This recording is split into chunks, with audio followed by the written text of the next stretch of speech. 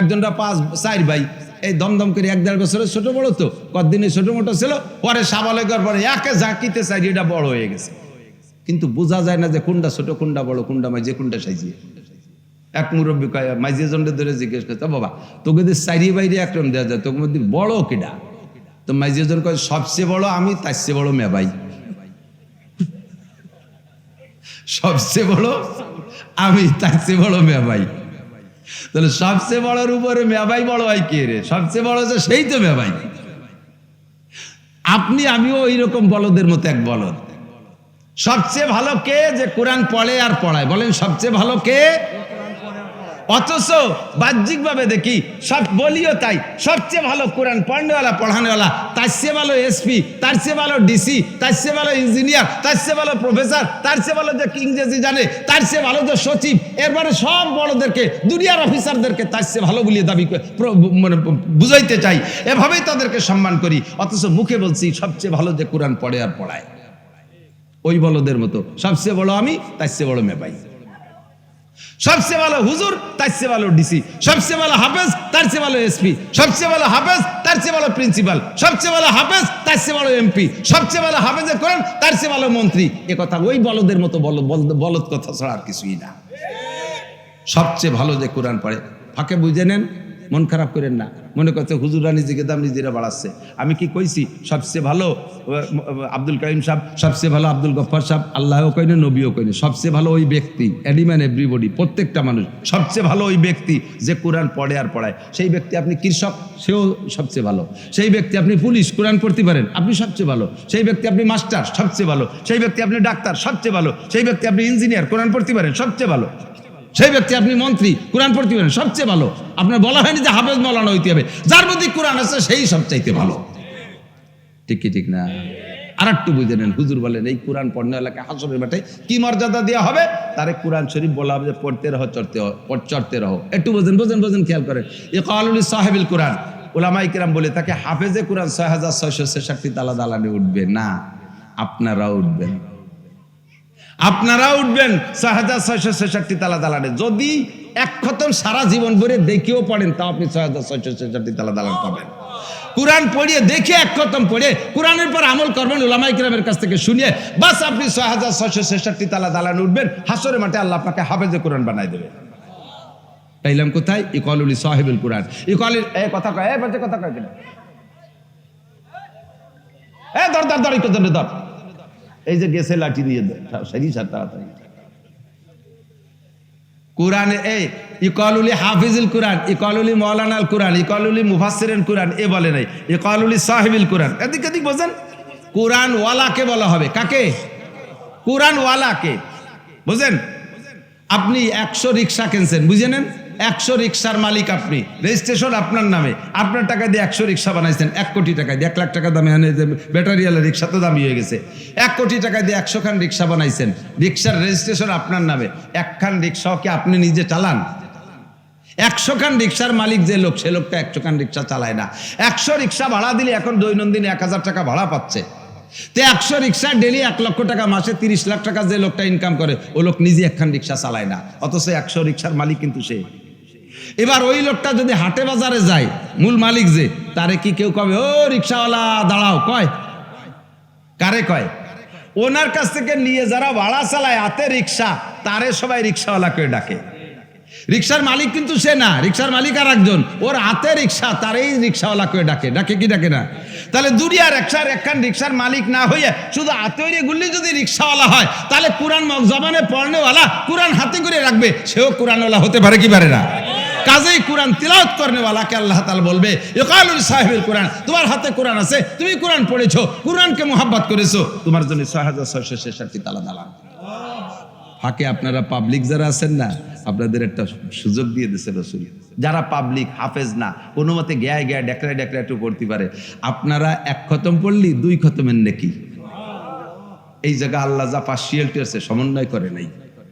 সমন্বয়কদেরকে ওই জায়গায় আন্দোলনে নামাই দেওয়ার দরকার ছিল, যে সমন্বয় করে গেল। হাফেজে কোরআন যারা, তারা 1 খতম পড়লে 1 খতমের নেকি পাবে, আর পাবলিকই পাবে 2 খতমের নেকি। দেখছেন আপনাকে কত আল্লাহ ডবল করে দিয়েছে। পড়বেন না কোরআন শরীফ? পড়বেন না? পড়বেন। যারা না পারেন তারাও শিখবেন তো। কারা কারা? শিখবেন 6666 তালা দালানে উঠার শখ হয়, তাহলে কোরআন শেখার নিয়ত আছে, মেহনত করবেন তো ইনশাআল্লাহ। মাশাআল্লাহ, এক খতম পড়লে 2 খতমের নেকি পাবলিক। আমি কইরা বিশ্বনবী বলছেন যারা এইভাবে কষ্ট করে হুজুর বিল্লাহু আজরান, তার 2 খতমের নেকি। কেন? আর হাফেজে কোরআন 1 খতম কেন? হাফেজ সাহেব তার মুখস্থ হয়ে গেছে কোরআন শরীফ, পুরো কোরআন শরীফ এক জায়গায় বেঁচে ভুড়ি ফেলে দিলে তার কোনো জায়গায় ঘামে না, ফির করে ভুড়িয়ে যায়। আমি তো হাফেজ না, তারপরও ভর্তি আয়াতের গুড়া দেখলি শেষ পর্যন্ত আমরা দেয়া লাগে না, প্রায় জায়গায় দেরি কমে গেছে। 1 ঘন্টায় 3 পারা ভর্তি পারি আমি, পাবলিক মৌলবী হইয়া। আর হাফেজরা তো আরো ভালো পারে। তাহলে 3 পারা কোরআন শরীফ পড়তি কোনো জায়গা আমাকে ঘামে না। আর পাবলিকই হাফেজে 1 ঘন্টায় 3 পারা পড়ে, আর পাবলিকই 3 ঘন্টায় 1 পারা পড়ে, ঠিক না? ভর্তি চোখ লাল হয়ে গেছে, চশমার একবার এনে নামায়, একবার এনে ঝাপটা দেয়, চশমা মোছে, মাথা মোছে, গেঞ্জ জামা খুলছে, পরে গেঞ্জিও খুলছে, পরে লুঙ্গির এক পাশ উচরে তল দিয়ে বাতাস নিচ্ছে, তারপরও ঘামি যাচ্ছে, পড়া ছাড়ে না। আর পরে হুজুর কা ইয়াতলু এতা তাও পড়ে, আর তো পড়ে, ঠিক না? খানিক এজে খানিক মতো আলহামদুলিল্লাহ হিল্লা আলহামদুলিল্লাহ লিল্লাহ লিল্লাহ আলহামদুলিল্লাহ খারজালিল্লাহি রব্বিল আলামিন মা মিম খারজার মাল আলহামদুলিল্লাহ মালিকি ইয়াউমিদ্দিন ইয়াও এই একটু মতো করতে ওর আউলাকের ঘামিয়ে গেছে। ফেরেশতাদেরকে ওরে 2 খতমের নেকি দাও। আল্লাহ হাফেজদের কয় তো 1 খতম দাও, কতে একই ভোলা এলি 1 খতম, উনি 2 খতমের নেকি। এইবার শিয়ালটি কয় যে ওরে পড়ার জন্য 1 খতম, আর গামার জন্য আর 1 খতম। পড়ার জন্য 1 খতম, গামার জন্য 1 খতম। আর হাফেজ সাহেব গামে না, এই জন্য খালি 1 খতম পাবে। এরপরেও যদি না পড়েন আর 6666 তালা কামাই না হরেন, আর করার কিছু নেই। আল্লাহু আকবার। শরফুল মাকানে বিল মাকিন, অবস্থানকারীর কারণে অবস্থানের দাম বাড়ে আর কমে। কোন গ্রামে যদি একটা চোর হয়, একে চোরে পুরো গ্রাম ধরে ফসাই ফেলাই দেয়, ঠিক না? ওই গ্রামে কেউ ছেলেও বিয়ে দেয় না, মাইও বিয়ে দেয় না, চোরের গ্রাম। তো গ্রামে সবাই চোর নাকি? একটা চোর, আন্তর্জাতিক খ্যাতি সম্পন্ন চোর একটা। আবার কোন গ্রামে যদি একজন জজ হয়, একজন বিচারপতি হয়, বাকিরা যত কিসেন বেচা রাগানি বাগানি হোক না কেন, ওই গ্রামের নাম হয়ে যায় জজের গ্রাম। ওই গ্রামে মাইও বিয়ে দিতে চায়, ছেলেও বিয়ে দিতে চায়, ঠিক না? এটা একজন মানুষের আগমনের কারণে এরকম দাম বাড়ে আর কমে। আল্লাহু আকবার। যে গ্রামে যথেষ্ট পরিমাণ মন্দির আছে, ওই গ্রামটা আল্লাহর কাছে খুব প্রিয় না? যে জায়গায় আজকে দুর্গা পূজা হচ্ছে, ওই জায়গাটা আল্লাহর কাছে খুব দামি জায়গা না? আল্লাহ এক করে এলাকা ধরে ফসাই ফেলাইছে। একটা রহমতের ফেরেশতা ওর আসতে বাঁচতে ঘোরেও না, গিন্নাতে বিশ্বাস হয় না? এই 2টা ফেরেশতা চোখের কাছে থাকে, আপনাকে দৈনন্দিন চোখ পাহারা দেয়। দেখেন শরীরের ভিতরে যত অঙ্গ আছে, সবচাইতে এক্সপার্ট দ্রুত চালু কোন অঙ্গটা? কোন তো? চোখ, ঠিক না? যত তাড়াতাড়ি কেউ আসুক না কেন, পট করে সে কপাট বন্ধ হয়ে দেয়, শাটার নামায় দেয়। ওই শাটার নামা থেকে আদ্যে ধরা লাগে নাকি? হাতে ওঠের বার আগে চোখ মারি দেয়, ঠিক কিনা? আল্লাহু আকবার। এই কাজটা কে করে? দেহের ভিতরে অন্যতম অঙ্গ, বাহ্যিকভাবে ব্যবহারের জন্য মানুষের চক্ষু দুটো আমার মনে হয় সবচাইতেই দামি, ঠিক না? কান না থাকলে বয়রা হলি শুনলাম না, চোখ দিয়ে সব কাজ ভূতির মতো করিয়ে গেলাম। জবান বুবা, কথা বলতে পারলাম না, চোখ আছে দেখে পেঁয়াজ নিড়েবো, খেত নিড়েবো, পাট কাটবো, ঘাস কাটবো, সবকিছু করবো। কিন্তু চোখ না থাকলে সবকিছুতে মায়ের। আল্লাহ পাকের জন্য বলেন, কুল হাল ইয়াস্তাবিল আমা ওয়াল বাসির, তুমি বলো তো চক্ষু আলা লোক আর অন্ধ লোক কি কখনো সমান হতে পারে? যেমন হাল ইয়াস্তাবিল হাই ওয়াল মাইয়িত, জীবিত মানুষ আর মরা মানুষ যেমন সমান হতে পারে না, চক্ষু আলা আর অন্ধ মানুষও সমান হইতে পারে, ঠিক না? একটা অন্ধ মানুষ, খেয়াল করেন, একটা অন্ধ মানুষ 7 ফুট লম্বা, 1.25 ফুট চওড়া বা 2 ফুট চওড়া, এই হেভি, হাট্টা কাট্টা, হাফসিকে মতো জুয়ান, কিন্তু অন্ধ। আর একটা মানুষ, এই অন্ধ মানুষের হাতে লাঠি আছে। আর একটা মানুষ মাত্র 5 ফুট, শুকনো ট্যানটেনিয়া, এর চোখ আছে। এই অন্ধডারে আর চোখ আলাডারে পিঠে ভিটিতে লাগাই দিয়ে মায়ের কিডা বেশি খাবে? কান্দি ওই চোখালা একটা বাড়িও খাবে না, তো চোখ দিয়ে ঘুরে লাঠিতে সরি থাকবে। অন্ধওয়ালা পিঠ কালা পিঠ লাল হয়ে যাবে বাড়ির ঠেলায়, ও কাল ছোট হলেও ঘুরে দেহে পিটেবে, ঠিক কিনা? আমার আপনার চোখ পাহারা দেওয়ার জন্য আল্লাহ তাআলা 2 জন ফেরেশতা নিয়োজিত রেখেছেন, নিযুক্ত করেছেন। এই চোখের কাছে একটা, এই চোখের কাছে একটা, কোনো চোখে ফেরেশতার স্বাধীনতা নাই। এই চোখের কাছে ফেরেশতা জানে না যে বাম চোখের কাছে কে আছে। তারা যেদিন এখানে দায়িত্ব দিছে সারা জীবন একটা চোখেরই পাহারাদারি করে।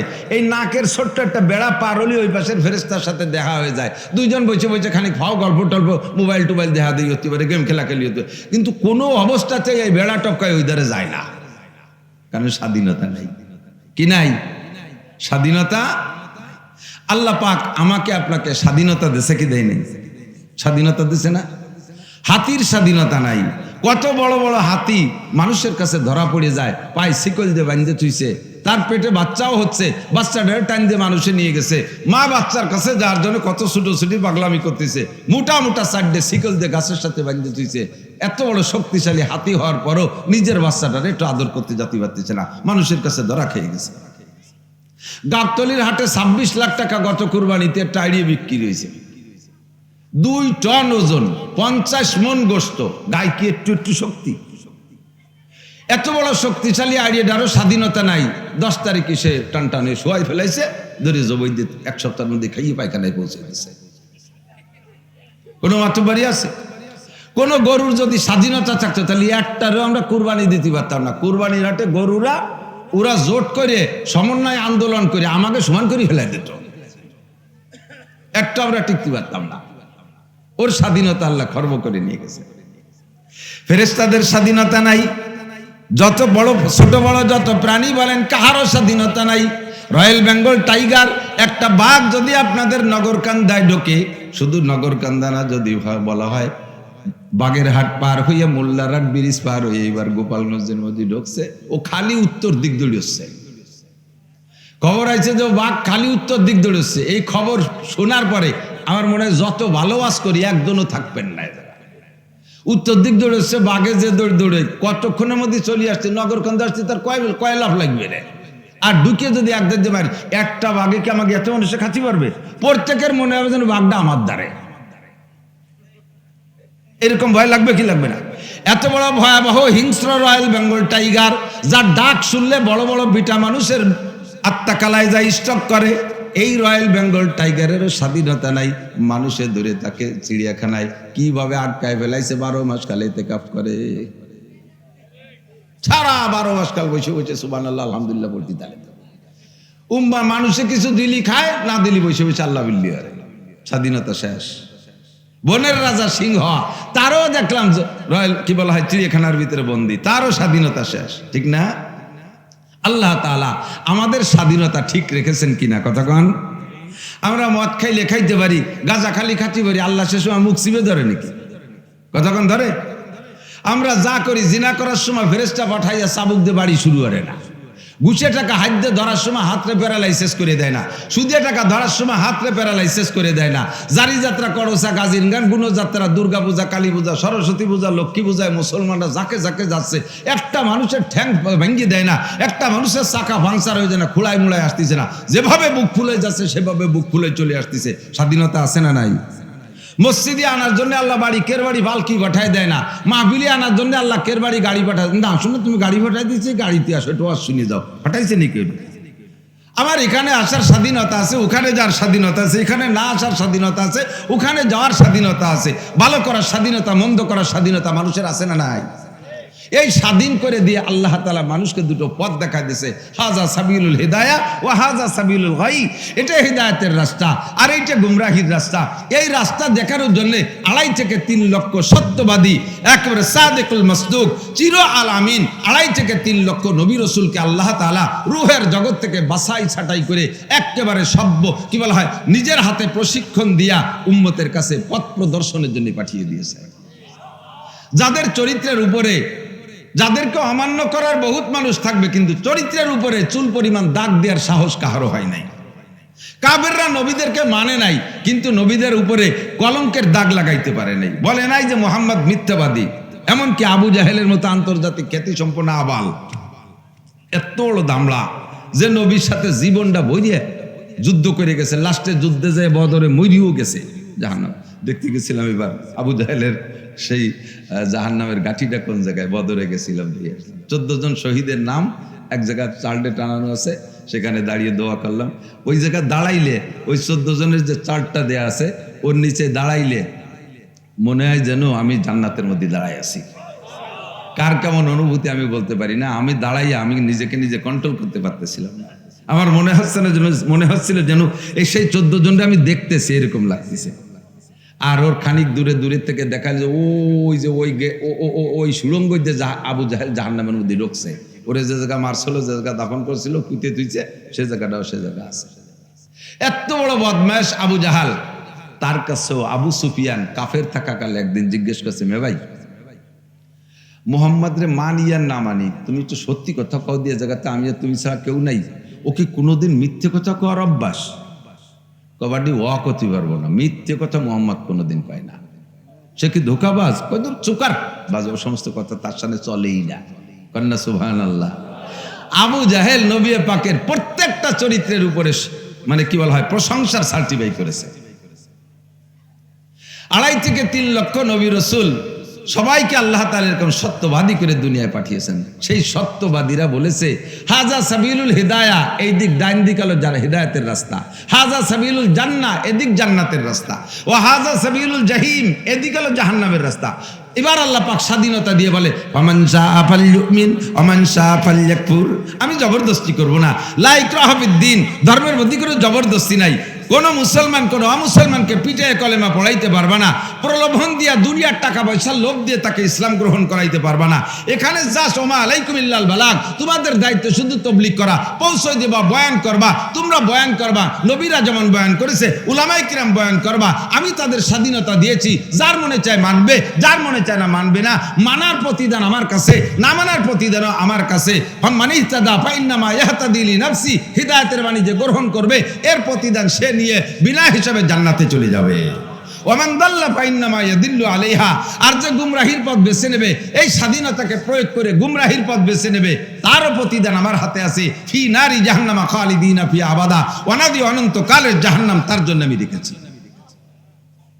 আপনার স্বাধীনতাকে প্রয়োগ করে আপনি কোথায় যান, কতটুকু উপরে ওঠেন, আল্লাহ পাক একটু ধৈর্যের সাথে দেখে। আল্লাহ বড় হালিম। আল্লাহর যত নাম আছে, একটা নাম কি হালিম, আর একটা নাম কি সবুর। সবুর হালিম এর মানে হলো পরম ধৈর্যশীল, চরম ধৈর্যশীল। আল্লাহ যদি আমার মতো মিজাজি হতো, কবে আমাকে আপনাকে বাড়ো শোয়া বেলাই দিত, একদিন খাতি দিত না, পানি ফুনি সব বন্ধুরই দিত। আমি তো দুই এক সময় খুব খারাপ লাগে যে আল্লাহ কিভাবে পারে। যেই আল্লাহর সৃষ্টি, যেই আল্লাহর জমিনে বসবাস করি, সেই আল্লাহকে একটাবার আল্লাহ বলে ডাকতে পারি না, দেবদেবীকে পূজা করি। মুসলমান নামে মাত্র কলেমাটা পড়িয়া সারা জিন্দেগিতে একটা সিজদা দেই না, নামাজ পড়ি না, সিজদা দেই না, আল্লাহর নামের একটু জিকির করি না। তারপরে আল্লাহ পাক আমাদেরকে খাওয়াচ্ছে। আল্লাহর চাইতে বড় হালিম আর সবুর হতে পারে না, ঠিক না?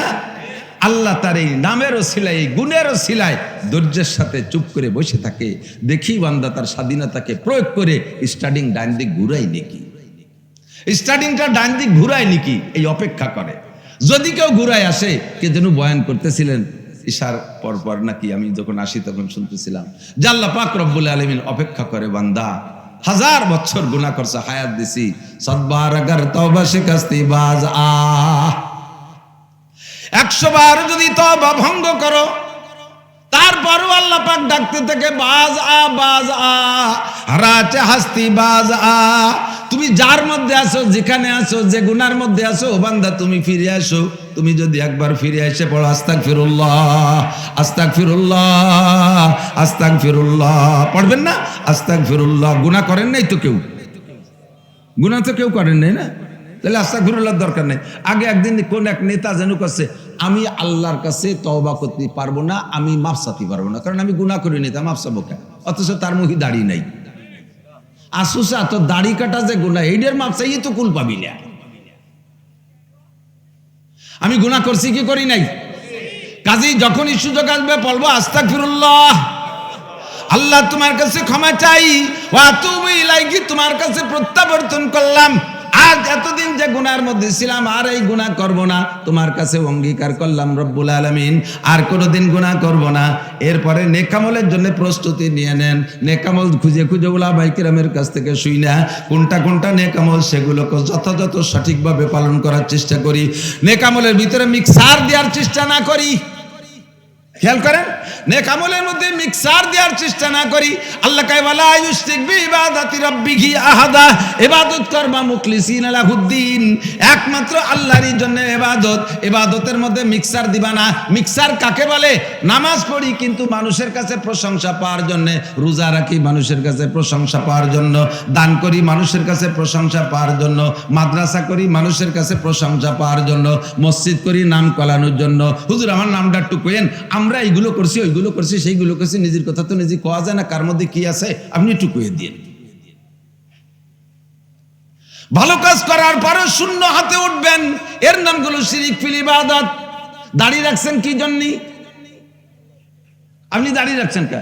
কয় যেন বুড়ো বয়সে দাড়ি না রাখলে মানসি কি কয়, এরম এরম দাড়ি আছে না নাকি? এই দাড়ি ইবাদতের দাড়ি না, এই দাড়ি হলো শিরকি দাড়ি। দাড়ির ভিতরে আপনি মানুষের কাছে মানুষের মুখ বন্ধ করার জন্য আর মানুষের কাছে প্রশংসা পাওয়ার জন্য দাড়ি রাখছেন। আপনি মসজিদে এসেছেন, আমরা তো দেইনি। বিটি গে জ্বালায় থার কায়দা নাই, বাড়ি মহিলাকে জ্বালায় বাড়ি থার কায়দা নাই, তাই মসজিদে এসেছেন। আমি তো আসা সিজ না, এরকম সিজ আছে না বহুত। এই লোক নামাজ পড়লো, নামাজের মধ্যে শিরিক হয়ে গেছে।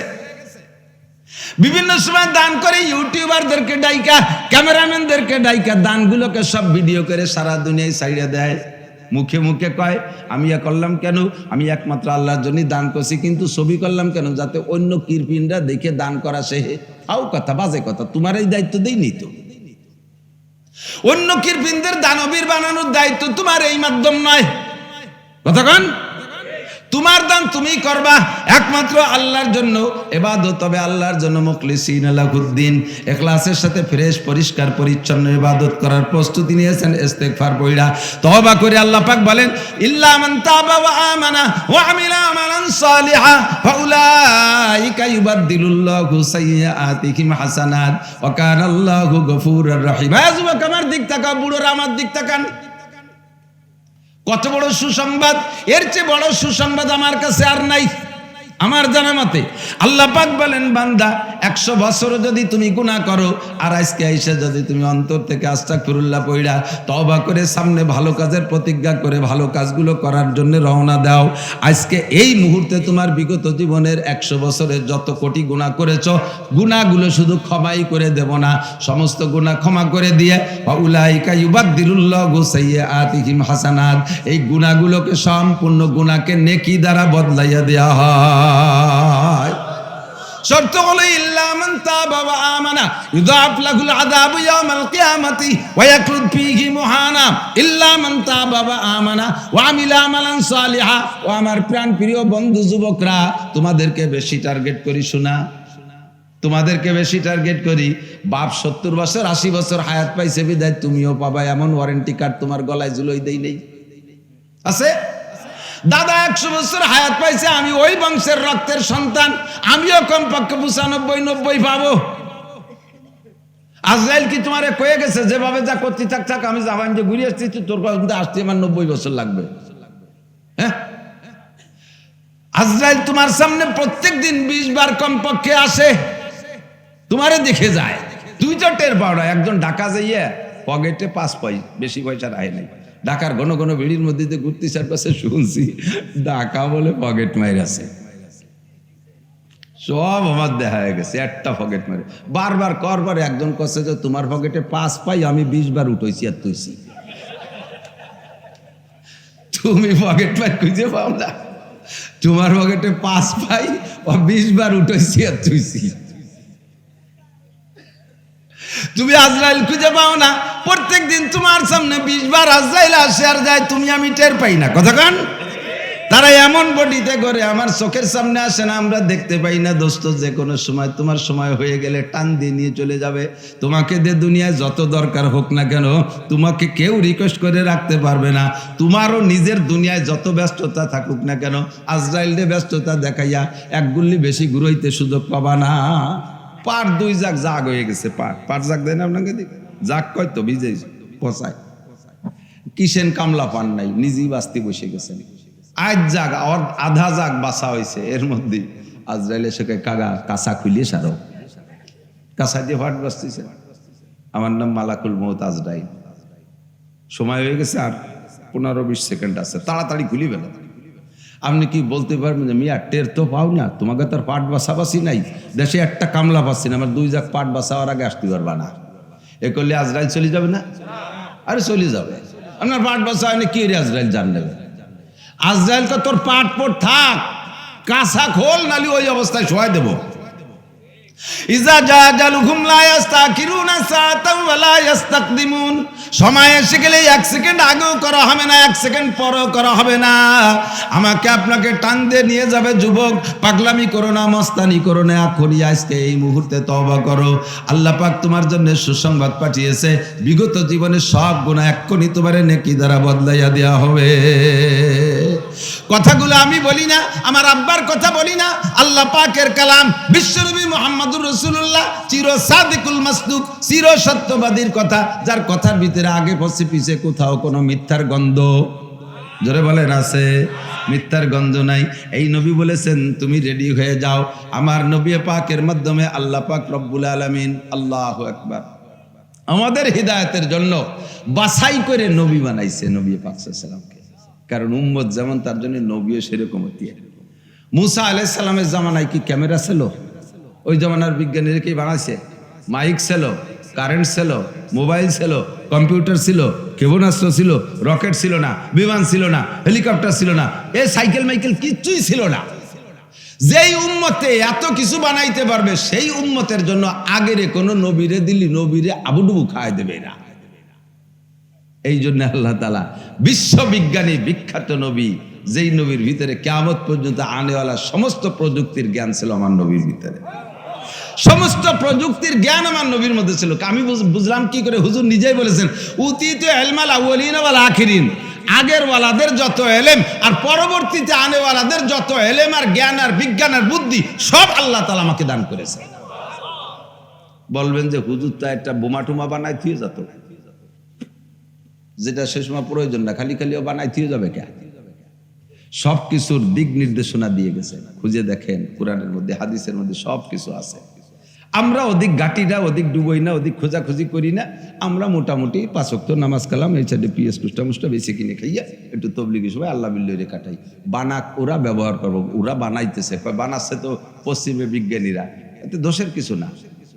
ওরা বানাচ্ছে বলে ওদের দাম বেশি আর আমরা বানাই নে বলে আমাদের দাম কম, ওরা বানাচ্ছে বলে ওদের দাম বেশি আর আমার নবী বানাই নে বলে নবীর দাম কম, এ কথা বলা ঠিক হবে না। জুতো দিক তাকানে, জুতো বানায় কারা? পায় দে রাজা, বাদশাহ, এমপি, মন্ত্রী। কোন এদেশের প্রেসিডেন্টে যদি বলা হতো যে মিয়া তোমার জুতো তুমি বানায় পাই দেবে, আমরা বানাতে পারবো না, তাহলে কোন প্রেসিডেন্টের জুতো পাই দিয়ে আসতো? বেশি কাঠ দিয়ে আতুর দিয়ে বাড়াই দিলে এখন খড়ো মরম পাই দিয়ে বেড়াতে হবে, ঠিক না? তাহলে মুসি জুতো বানায় মুসি, পরে প্রেসিডেন্ট, তাইতে কি প্রেসিডেন্টের দাম মুসির চেয়ে কম নাকি? ওদের বানানো সব প্রযুক্তি আমরা ব্যবহার করবো, বানাবে ওরা, আমরা ওয়া বানাবো না, দুনিয়ার এই প্রযুক্তি বানাবো না, আমরা বানাবো আখেরাতের প্রযুক্তি। কথা কোন ঠিক না? আমরা বানাবো আমাদের কোরআন হাদিস দিয়ে আখেরাতের প্রযুক্তি তৈরি করব। আমরা সেদিকের ফিকিরে আছি। ওরা যত অস্ত্র আর যত যন্ত্র বানাক না কেন, যতক্ষণ পর্যন্ত কলেমা না পড়বে অতক্ষণ পর্যন্ত তাদের এই অস্ত্র আর এই প্রযুক্তি আর এই বিজ্ঞান এই পরিশ্রমের বিনিময় খোদার কসম একটা সেকেন্ডও জান্নাতে যেতে পারবে না। আর ওদের সব বানানো তো আমরা ব্যবহার করবো, আমরা শুধু পড়বো লা ইলাহা ইল্লাল্লাহ। এই যে আমি এমোটে শিয়েই পারলাম না, কলেমা বক্তার শ্রোতা ভাগ করিয়ে নেছে। বক্তারা কয় লা ইলাহা, শ্রোতারা কয় ইল্লাল্লাহ। উন্ডায় টুক কয় না, বক্তা ওই ভাষা টুক কয় না। কলেমা কি খালি ইল্লাল্লাহ? কলেমা কি খালি লা ইলাহা? একবার পূর্ণ কলেমা পড়ি, আমরা পড়বো কি লা ইলাহা ইল্লাল্লাহ মুহাম্মাদুর রাসূলুল্লাহ তামলাউ মা বাইনাস সামাই ওয়াল আরদ। একবার কলেমা লা ইলাহা ইল্লাল্লাহ। রাসূল বলেন ওর জন্য আসমান জমিনের মাঝখানের এই বিশাল ফাঁকা তো আগেই কয়ে নিয়েছি কত বড় ফাঁকা, এত বড় ফাঁকা জায়গাটা সম্পূর্ণ নেকিতে ভরপুর হইয়া যায়। আল্লাহু আকবার। একবার বলবেন আল্লাহু আকবার। 4000 নেকি, কয় হাজার?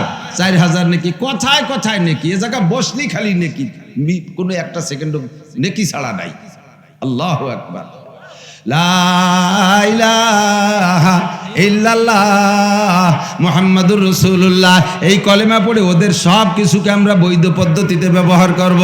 আবিষ্কার করবে ওরা, জুতো বানাবে ওরা, স্যান্ডেল বানাবে ওরা, লুঙ্গি বানাবে ওরা, কম্পিউটার বানাবে ওরা, মোবাইল বানাবে ওরা, সব কিছু বানাবে তারা, ব্যবহার করব আমরা। ওরা জান্নাতে যাবে না কলেমা না থাকার কারণে, আর ওদের দিয়া সব কিছু ব্যবহার বানানো, সব কিছু ব্যবহার করব আমরা। পড়বো শুধু আখিরাতের দালান বানানোর কারবার, আখিরাতে যা আছে সব কিছু বানাবো আমরা। লা ইলাহা ইল্লাল্লাহ মুহাম্মাদুর রাসূলুল্লাহ। ছোট্ট একটা দালান বানাই ফেলি, কেমন হয়?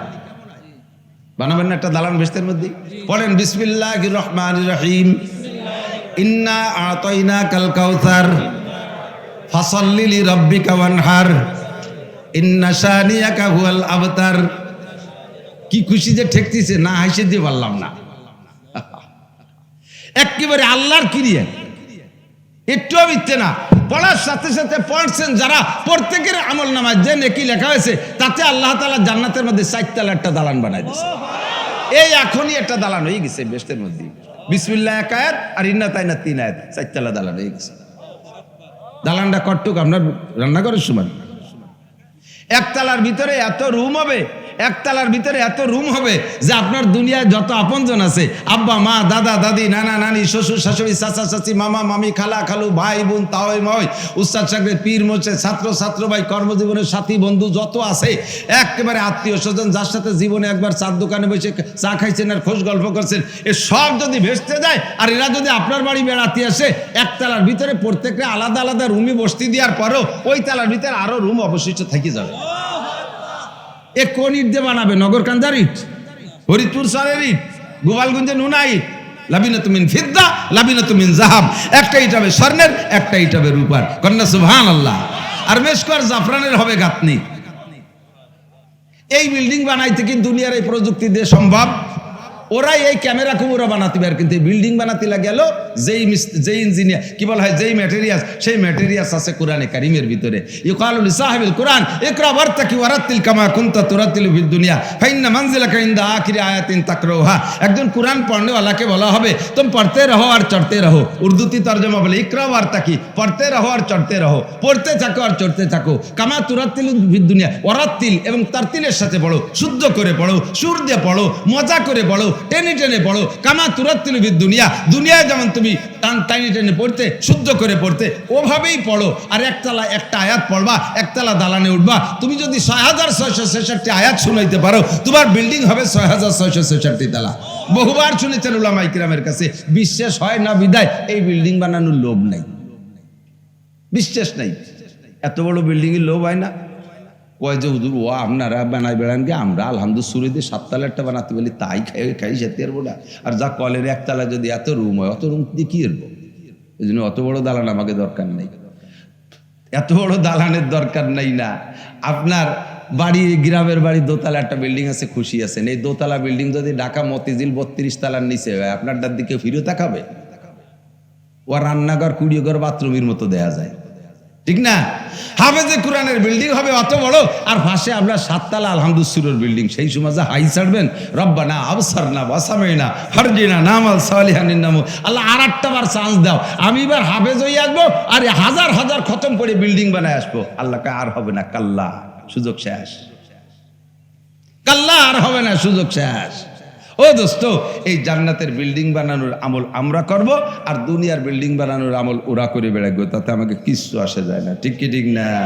আমরা কোরআনে কারিম পেয়েছি আল্লাহ পাক রব্বুল আলামিনের পক্ষ থেকে নিয়ামত, বলবেন আলহামদুলিল্লাহ। আল্লাহ, কোরআনে কারিম কত দামি আর কত স্পর্শকাতর। আর উর্দুতে বলে, এক শায়ের বলে, নিকাল কার, খেয়াল করেন যুবকরা, निकल कर हिरा से सोए कौमे आया और अपने साथ एक कीमिया ले आया। नबी पाक 40 दिन পর্যন্ত গারে হেরা, জাবালে নূর, হুজুর গেছে, যারা গেছে তারা দেখছে, গারে হেরায়, এদিক খেয়াল করেন, যেই জায়গায় বসে হুজুর আলাইহিস সালাম নবুয়তি পেয়েছিলেন, প্রথম রাত্রে জিবরাইলের সাথে সাক্ষাৎ হয়েছে।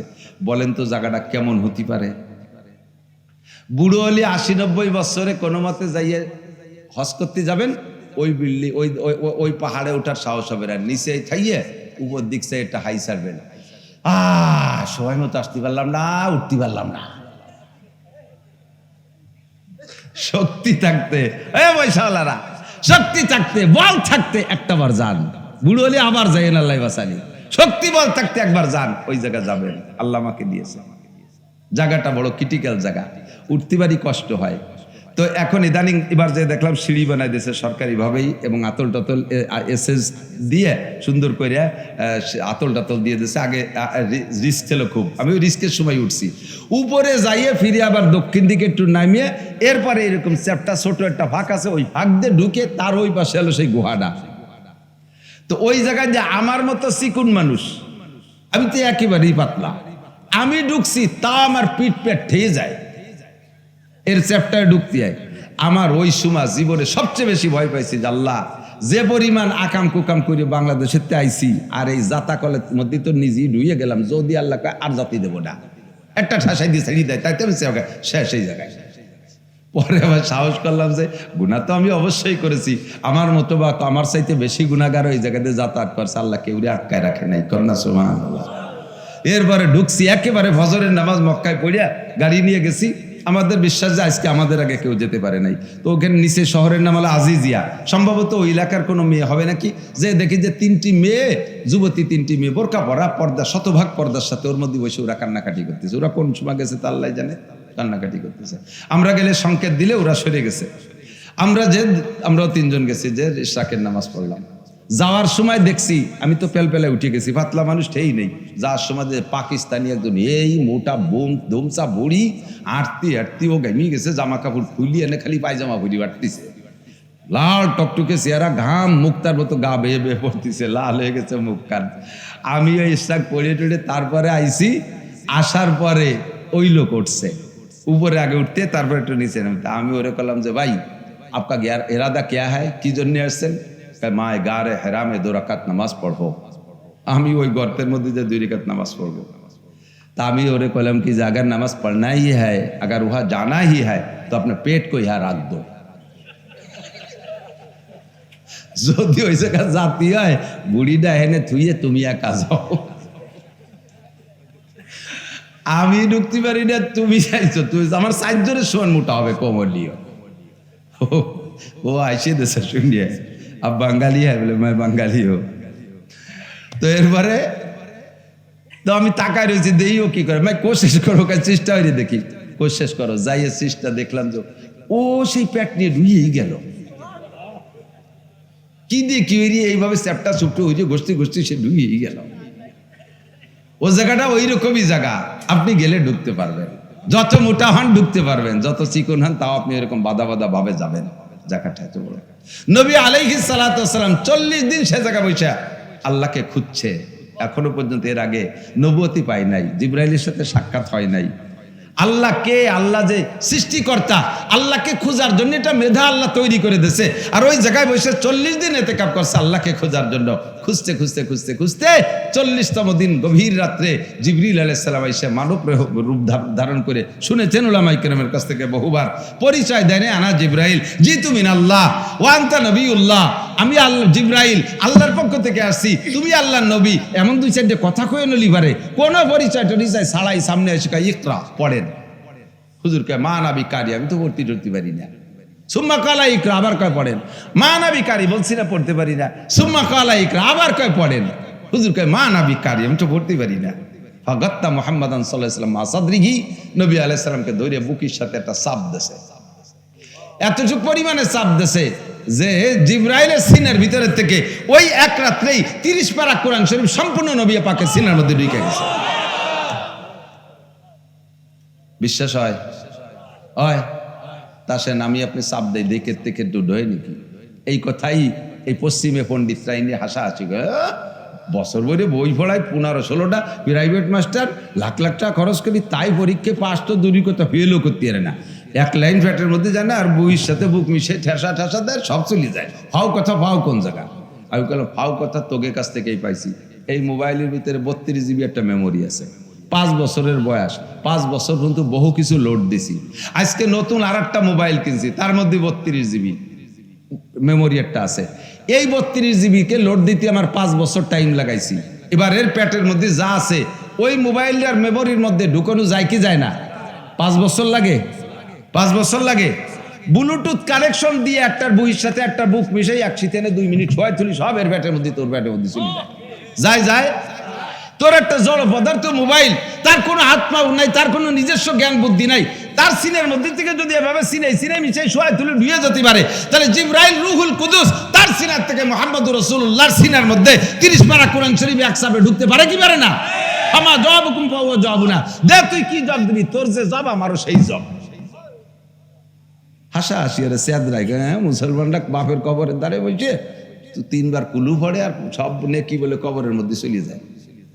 সে কবর দিয়ে কিভাবে টাইট করে বন্ধ রেখেছ, পাড়ায় পাড়ায় গাদায় দিছ, কোনো হিন্দি একটা হুটো রাখো নাই যে সেই ভাগ দিয়ে কুলু চুলো ঢুকবে। গাধারে কি কব, ওরে জব দেবো কি কইয়া? তুই আমেরিকাতে টাকা ছাড়িস বিকাশে, আর বাংলাদেশের বিকাশের মধ্যে ঢোকে কি ঢোকে না? টাকা ঢোকে না, ঢুকলে দোকানে নিলি বেরোয় দেয় কে? তে টাকা যে আমেরিকার থেকে আসছে, আসার সময় কি দেখছেন যে এই ভাবে আসলো? ও যদি উড়িয়ে উড়িয়ে আসতো তাহলে পথে ইন্ডিয়ানরা জাল পাইতে ধরে রাখতো না সব, ওকে একটা টাকা বাড়ি আসতে দিত। তো তোর এই বুবা মোবাইলের সিনের ভিতরে এর মধ্যে ঢুকলো কোন ফুটোই দিয়া? এই মোবাইলের ভিতরে যেই ফুটো দিয়ে বিকাশের টাকা ঢোকে, আমার আব্বার কবরে যার জন্য ওইরকম একটা ফুটো আছে। ঠিক ঠিক না? ফামা জবাবুকুম ফাওয়া জবাবুনা। জিবরাইল বুকের সাথে যখন মিশে চাপ দিছে, এতটুক জোরে চাপ দিছে যে যেই পরিমাণ চাপ নবী পাক সহ্য করতে পারে, তবে তার ভিতরে কষ্ট হয়ে গেছে খুব বেশি। হুজুরের সারাটা ঘাইমে গেছে। চাপ দিয়ে ছেড়ে দেওয়ার পরে কয় ইকরা পড়েন। এবার নবী বলেন ইকরা বিসমি রাব্বিকাল্লাযী খলাক, খলাকাল ইনসানা মিন আলাক, ইকরা ওয়া রাব্বুকাল আকরাম আল্লাযী আল্লামা বিল কলাম আল্লামাল ইনসানা মা লাম ইয়ালাম। তাৎক্ষণিক 5টা কথা মুখ দিয়ে বের হইছে, বাকি সব সিনার মধ্যে রয়ে গেছে। ওই রাত্রে পুরো 30 পারা কোরআনের হাফেজ হয়ে গিয়েছিলেন নবী পাক। যার প্রমাণ হলো নবী পাক বলেন আমি নবুয়তি পাওয়ার পরে যতটা রমজান পেয়েছি, প্রত্যেক রমজানে পুরো 30 পারা কোরআন শরীফ আমি জিবরাইলের সাথে দাওর করতাম। জিবরাইল এক খতম শুনাইতো, আমি এক খতম শুনাইতাম। সারা রমজান দুইজনে কোরআন পড়াপড়ি করতাম। যদি ওই বছর ওই চাপে 30 পারা কোরআন শরীফ একবারে সিনার মধ্যে না গিয়ে থাকে, তাহলে ওর পরের বছর রমজানে 30 পারা শুনি করে কিভাবে? কথা কোন ঠিক ঠিক না? আল্লাহু আকবার। এদিক তাকান, এই জাবালে নূর, এই পাহাড়টার নাম হলো জাবালে নূর, গর্তটার নাম গারে হেরা, হেরা গুহা। আয়াত নাজিল হইছে ওই জায়গা 30 পারা নবীর সিনার মধ্যে ঢুকছে, কিন্তু প্রকাশ করছে কয় আয়াত? এখনো পর্যন্ত গারে হেরার ওই জায়গা এই ইকরা বিসমি এখনো কলম দিয়ে লেখা আছে, রং দিয়ে লেখা আছে, এই ছাড়া আর কিছু না। জাবালে তু নূরকে যদি জিজ্ঞেস করেন, ও জাবালে নূর তুমি 30 পারা কোরআন শরীফ আমাকে শোনাও, খেয়াল করেন ওই নূর পাহাড়কে হীরা পাহাড়কে যদি বলা হয় তুমি 30 পারা কোরআন শরীফ আমাদেরকে শোনাও, তোমার উপরে থাকা অবস্থায় নবী পাকের পর 30 পারা কোরআন শরীফ নাজিল হয়েছিল, ওই পাহাড়ে কি 30 পারা শুনাইতে পারবে?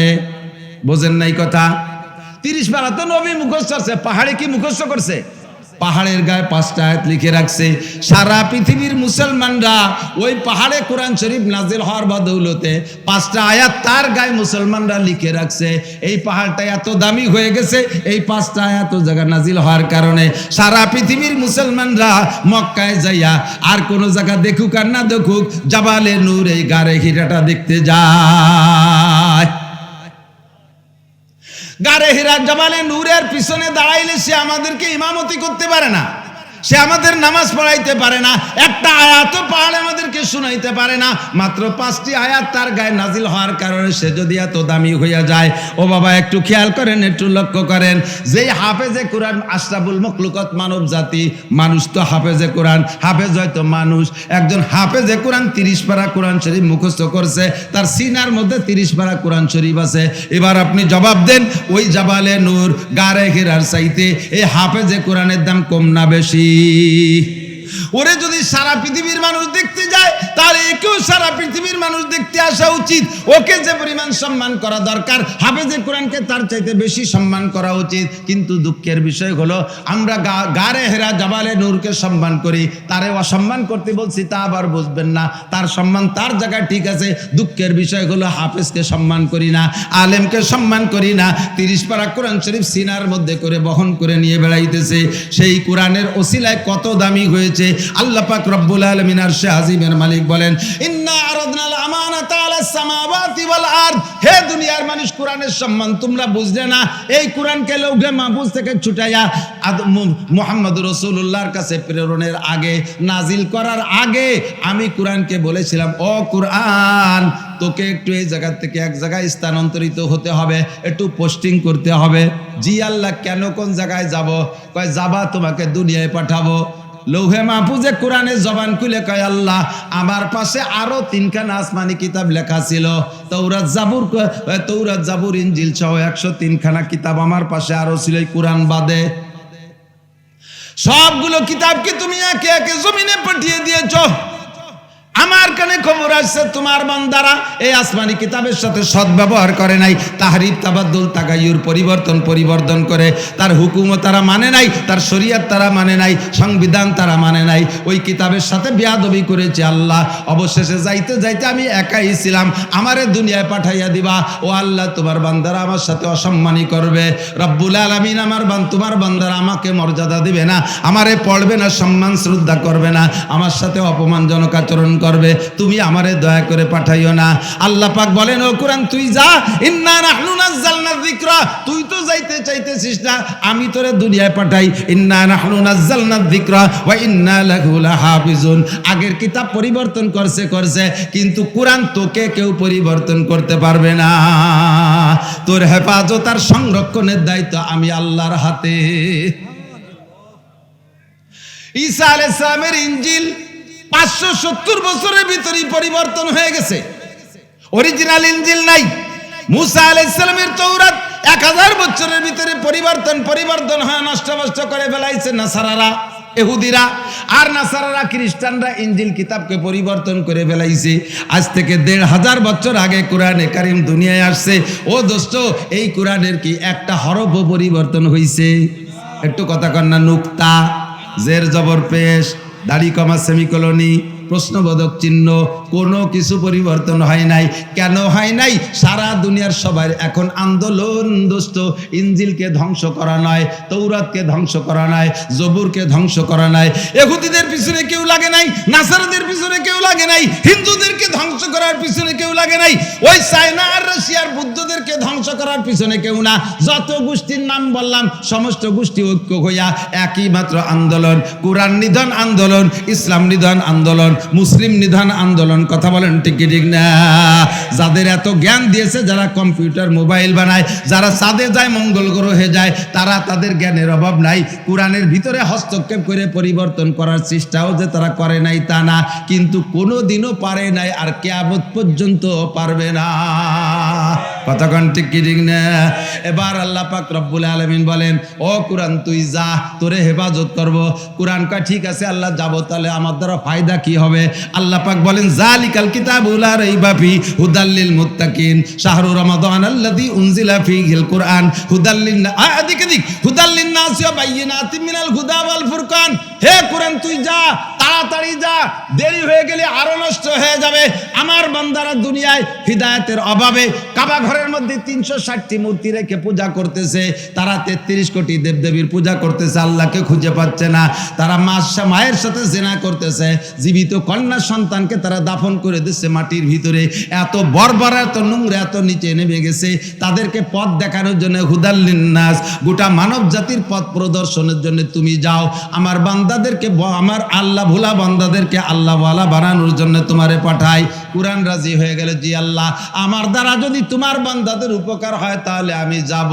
তাহলে শর্ত হলো, আল্লাহ আমাকে রাখবা কোথায় বলো, যাইয়ে থাকবো কোন জায়গা? খেয়াল করতেছেন? আল্লাহ পাক রব্বুল আলামিন কয় রাখো। ছুটানোর আগে 3 জায়গা আগে প্রস্তাব দেয়, কিরা রাজি হয়। সর্বপ্রথম আল্লাহ সাতটা আসমানকে বললো ইন্না আরাদনাল আমানাতা আলাস সামাওয়াত, 7 আসমানকে বললাম আসমান তোরা আমার কোরআনটারে কিছুদিনের জন্য বহন করে, এতদিন লৌহে মাহফুজে ছিল আর এক জায়গায় নিয়ে যাব, সেই জায়গায় সহি ঠিক হওয়ার আগ পর্যন্ত কিছুদিন তুই একটু পিঠের উপরে বহন কর। আসমানে কয় আল্লাহ বানাইছে বড় শক্ত করে, একটু আগে মৌলানা নাসির যা বলেছে এত বড় শক্ত করে আসমানরে তুমি বানাইছো, তাই বলে কি আল্লাহ তোমার কোরআন বহন করার ক্ষমতা আমার আছে? আমার উপরে কোরআন রাখলে আমি কোরআনের বারে হুড়মুড় করে ভাঙ্গে সুরে জমিনে পড়ে যাব। আল্লাহ দয়া করে আমার পিঠের উপরে কোরআন রাখো না, জমিনে পর্বত গাছপালা বৃক্ষাদি তরুলতা ইন্ডাস্ট্রিজ কলকারখানা লক্ষ লক্ষ কোটি কোটি টন কে টন বহন করে জমিনে, ওই জমিনের উপরে রাখতে বড় জমিনের ক্ষমতা আছে। আল্লাহ পাক বলেন এরপরে জমিনকে প্রস্তাব দিলাম, জমিন কিছুদিন আমার কোরআন খান্ডে একটু বহন কর, এরপরে আমি সরাই নিয়ে যাব। কোরআনে কয় আল্লাহ আমি সব কিছু বহন করতে পারি, কিন্তু জমিনে বলে আল্লাহ আমি সব কিছু বহন করতে পারি কিন্তু কোরআন বহন করার ক্ষমতা আমার নাই। আমার উপরে কোরআন রাখলে মাটির নিচে ডেবে চলে যাব, পানির নিচে ডেবে চলে যাব। ওই যে পাহাড় পর্বত দেখো, জাপান থেকে নিয়ে পর্বতমালা আমেরিকা পর্যন্ত বিশাল পাহাড়, তুমি বলেছো ওয়াল জিবালা আওতাদা, পাহাড়কে বানাইছো জমিনের প্যারাগের মতো। জমিন আমি নড়ি চড়ে যেতে পারি, পাহাড় যে তুমি পাওয়ার দিয়ে প্যারাগ করে রেখেছো। এই পাহাড়ের অনেক ক্ষমতা আল্লাহ তুমি পাহাড়ের উপরে রাখো। পাহাড়ের উপরে যখন প্রস্তাব দিয়েছে পাহাড় আশফাক না থরথর করে কাঁপা শুরু করছে। আল্লাহ কয় ও পাহাড় তুই যদি কাঁপিস তাহলে জমিনে তো হেলে দুলে নষ্ট হয়ে যাবে, তুই কাঁপিস কেন? কয় আল্লাহ জমিনকে ধরে রাখতে পারি, বানাইছো বড় শক্ত করে, কিন্তু কোরআন বহন করার ক্ষমতা আমার নাই। আসমানে রাজি হয় নাই, জমিনে রাজি হয় নাই, পাহাড় পর্বতে ভয় পায়। ইতিমধ্যে আপনাদের শাকপাল দিয়ে নতুন মাদ্রাসার ছাত্ররা এরা কয় আল্লাহ তোমার কোরআন এত দামি। মৌলানা নাসির সাহেব বলল যার সোয়া জাবালে হেরা, গারে হেরা এত দামি হয়েছে, জাবালে নূর দামি হয়ে গেছে।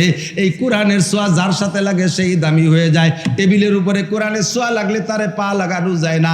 20 টাকা দামের রেহাল কাঠের উপরে কোরআন থুইলে সেই 20 টাকা দামের রেহাল কাঠ চুমো খাওয়ার যোগ্য হইয়া যায়। কতক্ষণ ঠিক ঠিক না? বাড়ির সিরানেকরা দিয়ে কোরআন শরীফে জামা দেয় পাবলিকে, এই সিরানেকরা কোরআন শরীফের সাথে সোয়া লাগার কারণে কত দামি হয়ে যায়। 12,000 টাকা দামের শাল রে পায়ের নিচে নিয়ে পাড়ায়, কিন্তু কোরআন শরীফের গায়ে তো পুরন লুঙ্গির তেনা দিয়ে একটু পেঁচানো আছে, ওই দিয়ে হাতেতে পড়ে গেলে উঠে চুমো খায়। কতক্ষণ খায় কি খায় না? তোমার কোরআনের এত দাম, ও আল্লাহ যেই কোরআনের সাথে যারই সোয়া লাগে সেই চুমো খার যোগ্য হইয়া যায়। এই কোরআন তুমি এত জায়গা ফেরি করতেছো, কেউ নিচ্ছে না, আমাদের কাছে দাও আমরা পড়বো। ছোট্ট মক্তবের বাচ্চারা কয় বিসমিল্লাহির রহমানির রহিম আলহামদুলিল্লাহি রাব্বিল আলামিন আর রহমানির রহিম মালিক ইয়াউমিদ্দিন আলিফ লাম মিম যালিকাল কিতাবু লা রাইবা ফি। একে একে পড়া শুরু করে দিয়েছে, মানুষে কোরআন গ্রহণ করলো। আল্লাহ কয় ওয়া হামালাহাল ইনসান, কেউ নিতে চাইনি, অবশেষে গ্রহণ করেছে মানব জাতি। ইন্নাহু কানা যালুমান জাহুলা ওয়া হামালাহাল ইনসান ইন্নাহু কানা যালু। খেয়াল করতেছেন নাকি জানি না, কেউ রাজি হয় নাই, অবশেষে নেছে কারা? কোরআন শরীফ গ্রহণ করছে কারা? জিন, বাঘ, হাতি, হরিণ, উট। কারা? আমরা। বলেন আমরা। আপনারা গ্রহণ করেন নাই কোরআন শরীফ? কোরআন শরীফ আমরা গ্রহণ করছি, তাতে আল্লাহ বেজার না খুশি? আল্লাহ বেজার হওয়ার কথা না খুশি হওয়ার কথা? আল্লাহ খুশি হয়ে কবে থ্যাংক ইউ, ধন্যবাদ, ওয়েলকাম, এই কবে না? আল্লাহ ইন্নাহু কানা যালুমান জাহুলা। এই মানুষ জালেম আর জাহেল, তোকে কোনো বোধ আছে? এত বড় কোরআন, আসমানে রাজি হলো না, পাহাড়ে রাজি হলো না, জমিন, তুই আর নিলি কোন সাহসে? তুই জালেম আর জাহেল। জালেম মানে সীমা লঙ্ঘনকারী, জাহেল মানে মূর্খ। এই কথা দুটো আল্লাহর ভাষায় শক্ত ভাষা না? তা আল্লাহ এই জায়গা থ্যাংক ইউ ওয়েলকাম না দিয়ে জালেম জাহেল কেন কইলেন? এই জালেম জাহেল মানে অরিজিনাল জালেম জাহেল না, এটা হলো আদর আর স্নেহের। এদিক খেয়াল করেন, আপনার ছেলেটা আইএতে ফার্স্ট ক্লাস ফার্স্ট, মেধা তালিকায় বাংলাদেশে নাম্বার 1। আপনার ছেলেটা ম্যাট্রিকে পুরো ফরিদপুর জেলার ভিতরে 1 নম্বর হয়েছে। রেজাল্ট নিয়ে বাড়ি আসলে আপনি কি কন? ওরে আমার পাগল, এদিকায় কয় না? এ পাগল কারে কয়? যে বাজার দিয়ে ন্যাংটা ঘুরে বেড়ে ওঠে পাগল না? জৈটো মইসো তো ওই পাগল আর এই পাগল কি এক পাগল? এ পাগল মানে সে পাগল না, ঠিক না? অনেক সময় আমরা খুশির ঠেলায় একটু শক্ত করে বেলায় দিই। হারামজাদা কই না? হারামজাদা, হারামজাদা মানে কি? যারো সন্তান মানে জারির বাচ্চা। যারো সন্তান করলে ভালো হয় না, ভালো রেজুত মতো বোঝা যায় না। হারামজাদা মানে জাইরুর বাচ্চা, বাংলা কয় না এরকম। নিজের ছেলে এত বড় বল মাছ একটা জাল খেয়ে ধরে নিয়েছে নদীতে, আব্বা কয় এ হারামজাদা কোথায় পাইছি, কি কইছে কান্দি, এ জাইরুর বাচ্চা এত বড় মাছ কোয়ানে পালি। তাহলে এই জাইরুর বাচ্চা মানে সেই জাইরুর বাচ্চা না, এটা হলো খুশির ঠেলায় এরকম কই বেলায় দেয়। শক্ত একটা কথা আল্লাহ পাক রব্বুল আলামিন কয় এই কোরআন এত দামি, আসমান জমিন পাহাড় পর্বত কেউ নিল না, তোরা নিয়ে ফেলেছিস। আরে আমার জালেম জাহেল পাগল, যদি বুঝতি যে কোরআনের এত ওজন তালি নীতি নেয়, আচ্ছা নিছিস যখন, তোর ভিতরে আমি থাকার ব্যবস্থা করে দিচ্ছি, কোরআন রাখার ব্যবস্থা করে দিচ্ছি। বুজুর্গানে দিন বলেন কুলুবুল মুমিনে আরশুল্লাহ, কুলুবুল মুমিনে আরশুল্লাহ, আল্লাহু আকবার। আল্লাহর আরশের পাশে লৌহে মাহফুজের মধ্যে কোরআন ছিল, সেই কোরআন মানুষের সিনার মধ্যে এসে দাঁড়াইছে। আল্লাহ মুমিনের সিনাকে লৌহে মাহফুজের সমপরিমাণ মর্যাদা দিয়েছে, রাখার ব্যবস্থা করে দিলাম, রাখার ব্যবস্থা। আর সিনার মধ্যে ছাড়া থাকারও জায়গা নাই। এদিক তাকান, খেয়াল করেন, এক বোতলে ঘি আছে, 1 কেজি ঘি। এখন অনেকদিন বোতলের বয়স পূরণ হয়ে গেছে বিদায় নতুন ভালো একটা বোতল কিনে আইনা নিয়ত করছেন যে এই পুরন বোতলে আর ঘি লাগবো না। এখন এই আগের বোতলে যে ঘি রয়েছে, বোতলটা খুষ্টি পুষ্টি হয়ে গেছে, ধরে নেন কথার কথা, উদাহরণস্বরূপ বলতেছি। এখন এই ঘিরে পাল্টাইয়া আর একটা বোতলে রাখবেন, সেই বোতলটা আলকাতরার বোতল হলে ভালো হয় না? কথা কয় না? সিটেগুড়ির বোতল, কেরাসিনের বোতল, কমপক্ষে আর একটা ঘির বোতল হতে হবে, আর একটা গির বোতল হতে হবে, না হলে কমপক্ষে নতুন একটা খালি বোতল হতে হবে, ঠিক কিনা? এই কোরআন ছিল লৌহে মাহফুজের বোতলে, সেই জায়গা থেকে সেই কোরআনটা আল্লাহ ট্রান্সফার করে স্থানান্তরিত করে রাখবে যেই বোতলে, সেই বোতলটাও লৌহে মাহফুজ পরিমাণ সমপরিমাণ মর্যাদা হতে হবে, নইলেও জায়গা রাখা সম্ভব না। মাটি তেলের বোতলের ভিতরে ঘি রাখলে তা কয়দিন পর মাটি তেল হয়ে যাবে। এই জন্য আল্লাহ তাআলা সিনার মধ্যে কোরআন দিয়ে মানব জাতিকে দামি বানাইছে, কন্যা সুবহানাল্লাহ। একটু অন্তর থেকে স্বীকার করেন তো, কোরআনওয়ালা দামি না বেকুরআনওয়ালা দামি? সত্যি কথা কইছেন, আপনি কন্যা কর তাতে কিছু আসে যায় না। বিশ্বনবী যার সার্টিফিকেটে হাজার হাজার লক্ষ লক্ষ কোটি কোটি মানুষ জান্নাতি হবে, সেই বিশ্বনবী বলেন খায়রুকুম মান তাআল্লামাল কুরআনা ওয়া আল্লামা, তোমাদের মধ্যে সবচেয়ে ভালো, বলেন তোমাদের মধ্যে সবচেয়ে ভালো। বোঝে নাই কথা, কি কইছে কোন তো? খয়ের হুজুরের কাছে শুনে দেখেন, উলামায়ে কেরামের শুনে দেন, খয়ের ইসমে তাফজিল, তার মানে সবচেয়ে ভালো। সবচেয়ে ভালোর পরে কে ভালো হয়? সবচেয়ে বড়র পরে বড় হয়। একজনটা 4 ভাই, এই দমদম করে 1-1.5 বছরের ছোট বড়, তো কতদিনে ছোট মোটো ছিল, পরে সাবালকের পরে একে জাকিতে চাই এটা বড় হয়ে গেছে, কিন্তু বোঝা যায় না যে কোনটা ছোট কোনটা বড় কোনটা মাঝে কোনটা সাইজিয়ে। এক মুরব্বী কয় মাইজিয়া জন্ডে ধরে জিজ্ঞেস করতে, বাবা তোকে যদি 4 বাইরে একজন দেওয়া যায়, তোকে মধ্যে বড় কেডা? তো মাইজিয়া জন কয় সবচেয়ে বড় আমি, তার চেয়ে বড় মেবাই। সবচেয়ে বড় আমি, তার চেয়ে বড় মেবাই। তাহলে সবচেয়ে বড়র উপরে মেবাই বড় হয় কে রে? সবচেয়ে বড় যে সেই তো মেবাই। আপনি আমিও এইরকম বলদের মতো এক বলদ। সবচেয়ে ভালো কে যে কোরআন পড়ে আর পড়ায়, বলেন সবচেয়ে ভালো কে? অথচ বাহ্যিক ভাবে দেখি সব বলিও তাই, সবচেয়ে ভালো কোরআন পড়নেওয়ালা পড়ানেওয়ালা, তার চেয়ে ভালো এসপি, তার চেয়ে ভালো ডিসি, তার চেয়ে ভালো ইঞ্জিনিয়ার, তার চেয়ে ভালো প্রফেসর, তার চেয়ে ভালো যে ইংরেজি জানে, তার চেয়ে ভালো যে সচিব, এরপরে সব বড়দেরকে দুনিয়ার অফিসারদেরকে তার চেয়ে ভালো বলিয়ে দাবি মানে বুঝাইতে চাই, এভাবেই তাদেরকে সম্মান করি। অথচ মুখে বলছি সবচেয়ে ভালো যে কোরআন পড়ে আর পড়ায়, ওই বলদের মতো সবচেয়ে বড় আমি, তার চেয়ে বড় মেবাই। সবচেয়ে ভালো হুজুর, তার চেয়ে ভালো ডিসি, সবচেয়ে ভালো হাফেজ, তার চেয়ে ভালো এসপি, সবচেয়ে ভালো হাফেজ, তার চেয়ে ভালো প্রিন্সিপাল, সবচেয়ে ভালো হাফেজ, তার চেয়ে ভালো এমপি, সবচেয়ে ভালো হাফেজে কোরআন, তার চেয়ে ভালো মন্ত্রী। এ কথা ওই বলদের মতো বলদ কথা ছাড়া আর কিছুই না। সবচেয়ে ভালো যে কোরআন পড়ে, ফাঁকে বুঝে নেন, মন খারাপ করেন না। মনে করছে হুজুরা নিজেকে দাম নিজেরা বাড়াচ্ছে।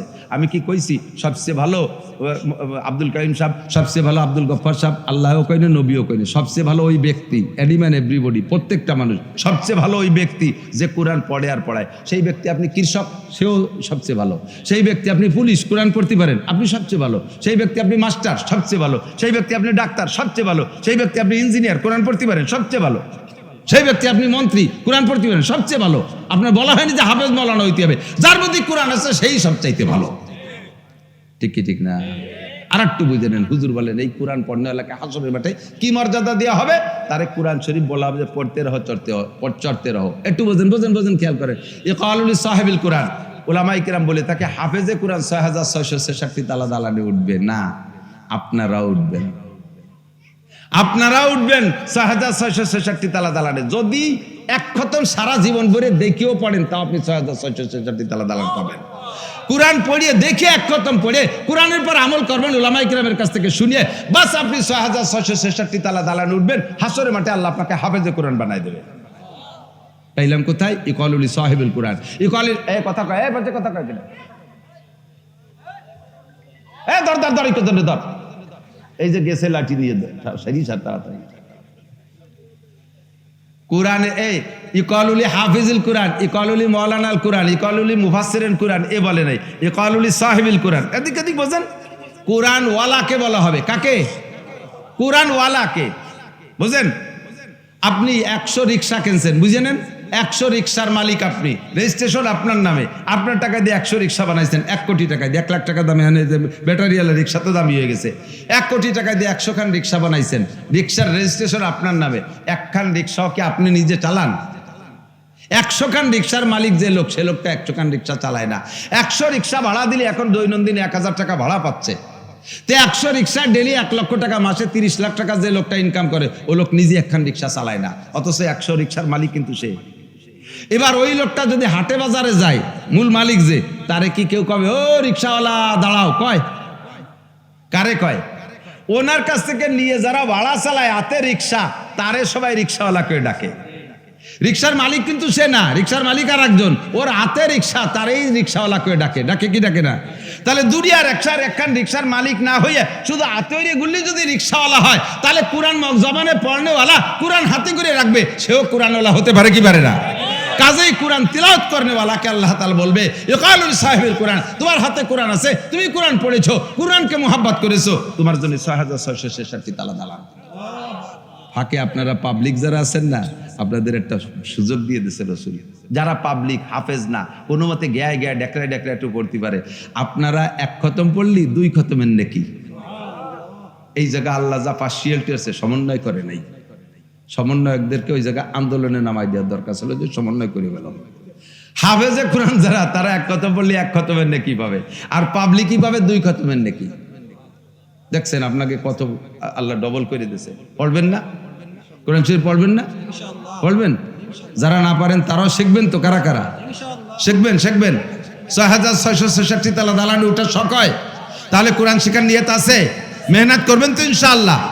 মাশাআল্লাহ। 1 খতম পড়লে 2 খতমের নেকি পাবলিক। আমি কইরা বিশ্বনবী বলেছেন, যারা এইভাবে কষ্ট করে হুজুর লাহু আজরান, তার 2 খতমের নেকি। কেন? আর হাফেজে কোরআন 1 খতম কেন? হাফেজ সাহেব তার মুখস্থ হয়ে গেছে কোরআন শরীফ, পুরো কোরআন শরীফ এক জায়গায় বেঁচে ভুড়ি ফেলে দিলে তার কোনো জায়গায় ঘামে না, ফির করে ভুড়িয়ে যায়। আমি তো হাফেজ না, তারপরও ভর্তি আয়াতের গোড়া দেখলে শেষ পর্যন্ত আমরা দেহা লাগে না, পিরাই জায়গায় দেরি কমে গেছে। 1 ঘন্টায় 3 পারা ভর্তি পারি আমি, পাবলিক মৌলবী হইয়া। আর হাফেজরা তো আরো ভালো পারে। তাহলে 3 পারা কোরআন শরীফ পড়তে কোনো জায়গায় আমাকে ঘামে না। আর পাবলিকই হাফেজে 1 ঘন্টায় 3 পারা পড়ে, আর পাবলিকই 3 ঘন্টায় 1 পারা পড়ে, ঠিক না? ভর্তি চোখ লাল হয়ে গেছে, চশমার একবার এনে নামায়, একবার এনে ঝাপটা দেয়, চশমা মোছে, মাথা মোছে, গেঞ্জ জামা খুলছে, পরে গেঞ্জিও খুলছে, পরে লুঙ্গির এক পাশ উচরে তল দিয়ে বাতাস নিচ্ছে, তারপরও ঘামি যাচ্ছে, পড়া ছাড়ে না। আর পরে হুজুর কা ইয়াতলু এতা তাও পড়ে, আর তো পড়ে, ঠিক না? খানিক এজে খানিক মতো আলহামদুলিল্লাহ হিল্লা হিল্লা আলহামদুলিল্লাহ লিল্লাহ লিল্লাহ আলহামদুলিল্লাহ খারজালিল্লাহি রব্বি রব্বি রব্বিল আলামিন মা মা মা মা মিম খারজার মাল আলহামদুলিল্লাহ মালিকি ইয়াউমিদ্দিন ইয়াও এই একটু মতন করতে ওরা আউলাকের ঘামিয়ে গেছে। ফেরেশতাদেরকে ওরে 2 খতমের নেকি দাও। আল্লাহ হাফেজদের কয় ওরে 1 খতম দাও, কতে একই ভরা এলি 1 খতম, উনি 2 খতমের নেকি। এইবার শিয়ালটি কয় যে ওরে পড়ার জন্য 1 খতম, আর গামার জন্য আর 1 খতম। পড়ার জন্য 1 খতম, গামার জন্য 1 খতম। আর হাফেজ সাহেব গামে না, এই জন্য খালি 1 খতম পাবে। এরপরেও যদি না পড়েন আর 6666 তালা কামাই না হরেন, আর করার কিছু নাই। আল্লাহু আকবার। শরফুল মাকানে বিল মাকিন, অবস্থানকারীর কারণে অবস্থানের দাম বাড়ে আর কমে। কোন গ্রামে যদি একটা চোর হয়, একে চোরে পুরো গ্রাম ধরে ফসাই ফেলাই দেয়, ঠিক না? ওই গ্রামে কেউ ছেলেও বিয়ে দেয় না, মাইও বিয়ে দেয় না, চোরের গ্রাম। তো গ্রামে সবাই চোর নাকি? একটা চোর, আন্তর্জাতিক খ্যাতি সম্পন্ন চোর একটা। আবার কোন গ্রামে যদি একজন জজ হয়, একজন বিচারপতি হয়, বাকিরা যত কিসেন বেচার আগানি বাগানি হোক না কেন, ওই গ্রামের নাম হয়ে যায় জজের গ্রাম। ওই গ্রামে মাইও বিয়ে দিতে চায়, ছেলেও বিয়ে দিতে চায়, ঠিক না? এটা একজন মানুষের আগমনের কারণে এরকম দাম বাড়ে আর কমে। আল্লাহু আকবার। যে গ্রামে যথেষ্ট পরিমাণ মন্দির আছে, ওই গ্রামটা আল্লাহর কাছে খুব প্রিয় না? যে জায়গায় আজকে দুর্গা পূজা হচ্ছে, ওই জায়গাটা আল্লাহর কাছে খুব দামি জায়গা না? আল্লাহ এক করে এলাকা ধরে ফসাই ফেলাইছে। একটা রহমতের ফেরেশতা ওর আসতে বাঁচতে ঘোরেও না, গিন্নাতে দুধে সরিয়ে থাকে। ফেরেশতারা যদি বমি হতো তাহলে বমিও অত দূরে যাই, কারণ খায় না, তার বমি হবে কি? এটা তো কিছু নাই, ঠিক না? আর আল্লাহর কোরআন লৌহে, খেয়াল করেন, এই কোরআন জাবালে নূরে নাজিল হইয়া তারে এত দামি বানাইছে, সে জায়গা যাইয়া বুকটা জড়াই ধরি চুমো খাই। মক্কা মদিনারে দামি বানাইছে, আল্লাহু আকবার। মদিনার জমিনকে দামি বানাইছে, মক্কার জমিনকে দামি বানাইছে। এই কোরআন শাকপাল দিয়া যদি 5টা মাদ্রাসা হয়, 5টা মাদ্রাসায় কোরআন তিলাওয়াত হবে না? তাহলে 5টা মাদ্রাসায় তিলাওয়াতের ওসিলায় 5টা পয়েন্ট আল্লাহর কাছে এভাবে দামি হয়ে যাবে। আল্লাহ পাক বলেন, লাউ আনজালনা হাদাল কুরআনা আলা জাবালিন লারাআইতাহু খাশিআ লারাআইতাহু খাশিআম মুতাসাদ্দিআম মিন খাশিয়াতিল্লাহ। আল্লাহ, আমি যদি এই কোরআনকে পাহাড়ের উপরে নাজিল করতাম, লারাআইতাহু খাশিআম মুতাসাদ্দিআ, কাঁপতে কাঁপতে ভয়ে থরথর করে ঢুলে পড়তো, হেলি পড়তো দেখতে। এই কোরআন তোমাদের কাছে নাজিল করেছি, কোরআনে তোমাদের দামি বানাই দিয়েছে। বলেন সুবহানাল্লাহ। কোরআন ঢুকে আমারে দামি বানাইছে। কোরআন ঢুকে আমি বলি, এদিক থাকান, আমি নিজেই আত্মগর্বে গর্বিত। আমি যদি আলেম না হইয়া একটু কোরআন পড়া না শিখতাম, আমি যদি এই 2-4 লাইন এদিকে না পড়তাম, কোরআনটাকে পেটের ভিতরে না নিতাম, তাহলে আপনারা আমারে কে চিনতেন? আমার গোপালগঞ্জে আমার সাথে হ্যান্ডসাম বডি ফিটের বহু পুরুষ আছে না নাই?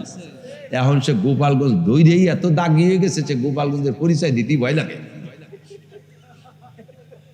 বড় বড় বাঘা বাঘা বেটারা, প্রধানমন্ত্রী ছেলে 100 ভাই কত কাল লম্বা টাইম ধরিয়া, এখন তার নামও কেউ শুনতে চায় না, ঠিক না? কত বড় বড় অফিসার, পুলিশের আর্মির বড় বড় অফিসার, ইঞ্জিনিয়ার, ডাক্তার, বিজ্ঞানী, সচিব, মহাসচিব, কত সচিব হয়েছে গা, কয়জন রে চেনেন? কারে চেনেন? এক শেখ হাসিনারে ছাড়া আর কারে চেনেন কন্ত দেই? যারা রাজনীতি করেন 2-1জন এমপি টেম্পিরে চিনতে পারেন, আর কারে চেনেন? আল্লাহর রহমতে, আল্লাহর ফজলে সকলের কাছে পরিচিতি পেয়েছি। আর কোনো সার্টিফিকেট যোগ্যতা নয়, একমাত্র একটু কোরআনের ওসিলায়। কথা কোন ঠিক কিনা? ফজলুল করিম স্যার মুনার পীর সাহেব, ওই স্যার মুনেশ্বরের উপরে এমন একটা মানুষ, এই হাফসিদের মতো তুতিতে 2-4টে দাড়ি, কালো একটা মানুষ, ঠোঁট দুটো মোটা, স্বাস্থ্য বেড়ে বুড়ো মোটা, আর একটু পোশাকের কোনো ডক নাই। এই মানুষটার মধ্যে কোরআন ঢুকে আল্লাহ তাআলা তাকে কত দামি বানাইছে, বাংলার লক্ষ লক্ষ মানুষ তার জন্য পাগল, ঠিক কি ঠিক না? আর কোনো সার্টিফিকেট নাই এইরকম ভালোবাসা তৈরি করার জন্য, কোনো সার্টিফিকেটে কাম হবে না, ঠিক কি না? আমাকে আপনাকে আল্লাহ তাআলা এই গ্রামে কোরআনের প্রতিষ্ঠান করার তৌফিক দিয়েছেন, সেই জন্য গ্রামের এই অংশটাও দামি হয়েছে। আমার ভাই, আমার বন্ধু হযরতুল আল্লাম হযরত মাওলানা লিয়াকত আলী সাহেবের ওই পাশে মাদ্রাসা আছে, ওই পাশে নাকি? এই পাশে, দক্ষিণ পাশ না? দক্ষিণ পাশ নাকি? পূর্ব পাশ না? কোন পাশ? ওটা দক্ষিণ পাশ। ওটাও আমাদের সকলের মাদ্রাসা। কতক্ষণ? কোনটা আলাদা যুদ্ধ নাকি? এইটা হইছে বলে ওইটা ধ্বংস হয়ে যাক কেউ চান? আর ওইটার সাথে যারা বেশি আছেন তারা কি চান যে এটা ধ্বংস হয়ে যাক? তাহলে আপনি এটা কোরআনের প্রতিষ্ঠানের ধ্বংস কামনা করতেছেন, আপনার ধ্বংস অনিবার্য। আপনি এটারও চাইবেন, ওটারও চাইবেন। আরে ভাই, একই গ্রামে 2-4টে স্কুল রয়েছে, একই গ্রামে কেজি কিন্ডারগার্টেন কত তা বানাচ্ছে, তাতে কম পড়ে না, তাতে বেশি হয়ে যায় না, এ জায়গা বেশি হয় ক্যা? বরঞ্চ যত মাদ্রাসা বাড়তিছে তত বেদাত দূর হচ্ছে। এদেশে বহু বেদাত ছিল না? মাওলানা লিয়াকত আলী সাহেব, ইসমাতুল্লাহ কাসেমি, উলামায়ে হক্কানি এদেশে আসার কারণে আল্লাহর রহমতে বহু বেদাত বিতাড়িত হয়ে গেছে। আরো যেটুকু বাকি আছে, ঘরে ঘরে গ্রামে গ্রামে মাদ্রাসা হওয়ার ওসিলায় কোরআনের ফোকাসে এই লাইটে সমস্ত বেদাত বিতাড়িত হতে বাধ্য হবে।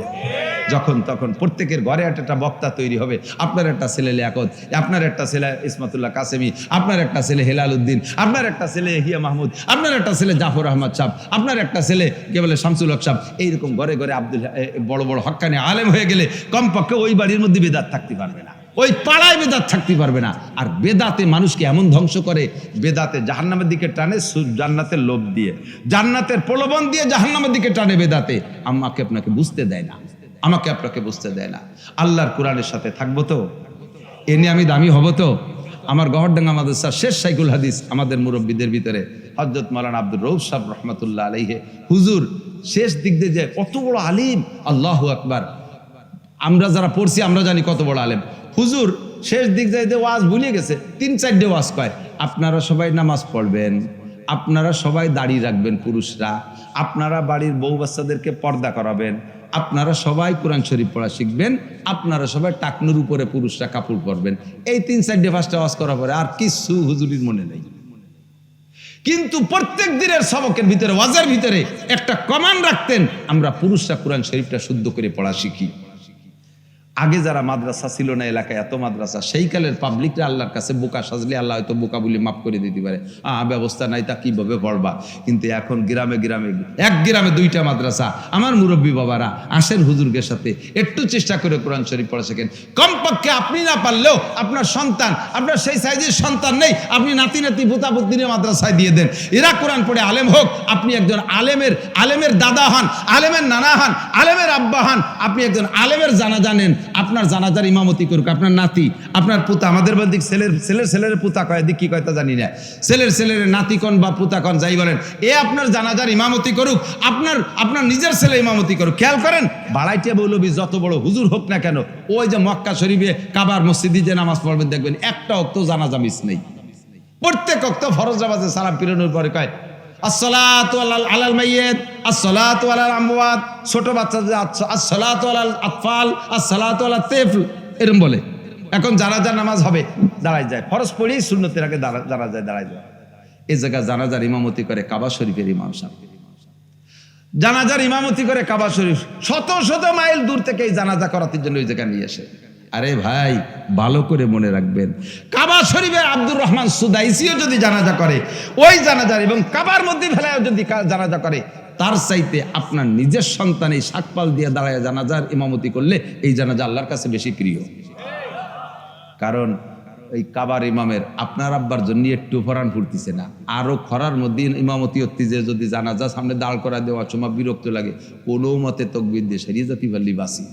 আর আমার ছেলে যদি আমার জানাজার ইমামতি করে, তখন প্রত্যেক তকবীরে যে কান্নাটা তার নাক দিয়ে মুখ দিয়ে বের হবে, এলাকার গাছপালা সব আকাশ পাতাল পর্যন্ত কাঁদতে তালে থাকবে, ঠিক না? সে তকবীরে বলে আল্লাহু আকবার, আর চোখ দিয়ে পানি পড়ে। এই তকবীরে পুরো মাঠ ধরে কান্দে। এই চোখের পানিওয়ালা জানাজা আর বাড়াইতে মৌলবীর শূন্য চোখের জানাজা এক দরে বিক্রি হয় না। কাজে এরকম একটা ইমাম আপনার সন্তান হোক, চান? মিথ্যে কথা। কে চান একটু হাত দেখাবেন? আপনার সন্তান ইমাম হোক। হাই স্কুলে পড়লে তো ইমাম হয়, কলেজে পড়লে ইমাম হয়, ইমামতির জন্য এই জায়গা পড়া লাগে, ঠিক না? সব যদি হুজুরে ইমাম হয় শেষে না, আমি তা করছি না।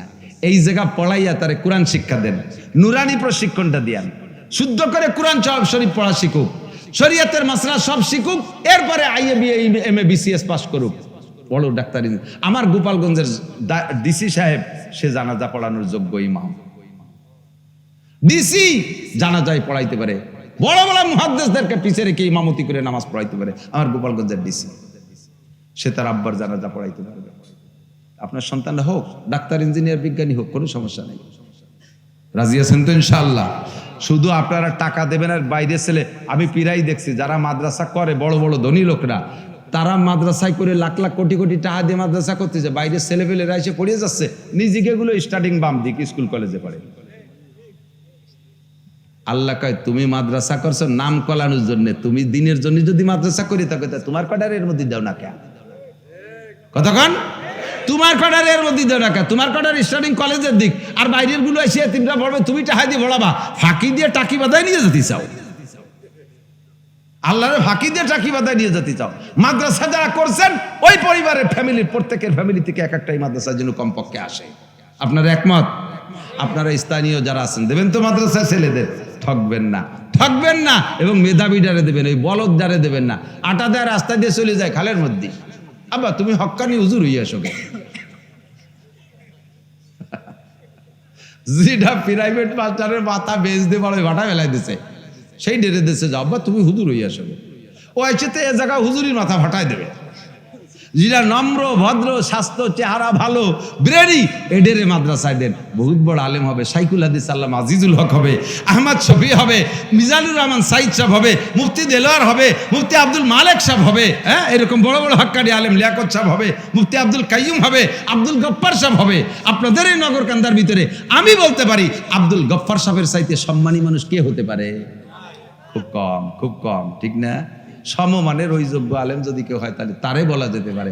বাকি দুনিয়ার কোন জেনারেল শিক্ষিত আব্দুল গফফার সাহেবের তার ডাকে কয়জন আসে? আর প্রত্যেক মাসে মাসে হাজার হাজার মানুষ পাগলের মতো ফাঁকা জায়গা যে বসে রয়েছে বৃষ্টি মুড়ি তার মুখে থেকে দুটো কথা শোনার জন্য। এরকম একটা সোনার সন্তান আপনার ঘরে হোক, চান? সত্যি চান? তাহলে 1 নম্বর কালেকশন হলো এখানে দেবেন। আপনি জীবন ভরে সরকারি চাকরি করেন, এদিক তাকান, সরকারি চাকরি করছেন, খুব জরুরি একটা কথা খেয়াল করবেন। সরকারি চাকরি করছেন জীবন ভরে, মাদ্রাসার বিপক্ষে যারা, তারা একটু হাত দেখান তো মোহাব্বতের সাথে। বিপক্ষে মাদ্রাসার বিপক্ষে কেউ আছে নাকি? মাদ্রাসার পক্ষে কার একটা হাত দেখাবেন আল্লাহর রাস্তায়, অন্তর থেকে হাত জাগাইছেন, আল্লাহ কবুল করুক বলেন। আমি বিপক্ষের লোকটারে আমি বাছাই করতে পারবো। আমার বয়ান শেষ হওয়ার আগে যে লোকটা আটা দেবে ওই লোকটা বিপক্ষে, আমি ডেকে দেখাবো। ওই যে মোদির দলের একজন যায়, বছর বইরে তারে খেপাই নিয়ে বেড়ানো হবে। যে হাঁটা দেবে তারে একমাত্র পেশাব আসলে 1 আঙ্গুল দেখাবেন, আমি বুঝবো যে মাদ্রাসায় 1 মণ পিএস দেবেন। 1 মণ পিএস দিয়ে যাইয়ে পেশাব করে পেশাবখানায় শুয়ে থাকেন কি আপনার এটা হিউট হবো না। মিথ্যে কথাকে আঙ্গুল দেখায় চলে গেলে ডায়াবেটিস হবে। আল্লাহ সবাই সুস্থ রাখুক না, আমিন। এতক্ষণ পারছেন, আর বেশিক্ষণ কষ্ট দেব না। একটা কথা মনে রাখবেন, হাদিস সহি হাদিসের তর্জমা আমি বাস্তব উদাহরণ দিয়ে বুঝাই। উদাহরণ রে যুক্তি কয় আমাকে পরিভাষায়, আর যে একটু বেশি কয় তারা যুক্তিবাদী কয়। আমি যে যুক্তিবাদী শব্দটারে এত ঘৃণা করলাম তাই আমার ই বইছে গাড়ি। যুক্তিবাদী না করলে কেউ চেনে না, এই জ্বালায় আমি মরিয়ে গেলাম। হিদায়ার মাসালার ভিতরে প্রত্যেকটা মাসালা বর্ণনা করে ওর একটা উদাহরণ পেশ করছে, এর কয় সুরতে মাসালা। এই সুরতে মাসালাই হলো যুক্তি। তো আমি একটা হাদিসের সুরতে মাসালা পেশ করি। আপনি সরকারি চাকরি করছেন 30 বছর, 30 বছর পর্যন্ত সরকার আপনাকে মোটা বেতন দিয়েছে, ছেলে মেয়ে যা তা নিয়ে প্রত্যেক মাসের টাকায় মাস চলে গেছে, সুদ ঘুষ খান নাই, হারাম খান নাই, জাস্ট বেতনের উপরে নির্ভর করছেন। ডানিও 1 টাকাও থাকে না, বামেও নাই, হিসেব করে চলছেন, দিনাও হান নাই, 1 টাকা ব্যাংকে জমা করতে পারেনি, চাকরিও শেষ, জীবন ভরে কামাই রোজগার খাওয়া দাওয়া শেষ। সরকার বুঝছে যে লোকটা বড় আমানতদার, তারে যা দিছি তাই নিয়ে খেয়ে দিয়ে জীবন কাটাইছে। এখন বাকি জীবন রিটায়ার্ডের পরে যদি 15 বছর বাইচে থাকে, এই টাইমটা কি খাবে? তার এনার্জি তো সব আমি রেখে দিছি। কাজেই সরকার গোছাই গাছাইয়া 50 লাখ টাকা আপনারে দেশে, এককালীন 50 লক্ষ টাকা আপনাকে রিটায়ার্ডের সময় দিয়ে দেয় না? 50 লাখ টাকা। আপনি যদি সচেতন হন তাহলে এই টাকার একরকম ব্যবহার করবেন, অচেতন হলে আর এক রকম করবেন। অচেতন হলে কি করবেন? আর সেই একটা ইরির বলক দেবেন, মেশিন টেশিন পুঁতে টুইতে বলক টলক পার কাটিয়ে সাইজ করে দেবেন। জাস্ট টাইমই খরায় এমন ধরা ধরছে, ওদিকে তেলের দাম বেড়ে গেছে, ওদিকে মেশিন ঘন নষ্ট হয়, 1-2 সিজন জাতি মেশিন টেশিন বলক টলক বেঁচে টেচে শূন্য, লাস্টে পরে এখন ভ্যান বেড়াইরে বুড়ো কালে চালাই বেড়াবেন। অথবা 2-3 মাহিন্দ্র কিনবেন, রোডে দেবেন, ড্রাইভাররা মারিয়ে ধরে খাইয়ে এটি চলে যাবে, লাস্টে আপনি সেই। আর যদি সচেতন হন তাহলে কি করবেন? 50 লাখ টাকার শহরের মধ্যে তো জায়গা পাবেন না, শহরের পাশে নিকটে একটু অল্প দামি জায়গা 25 লাখ টাকা বা 20 লাখ টাকা দিয়ে একটা জমি কিনবেন, অল্প একটু জমি।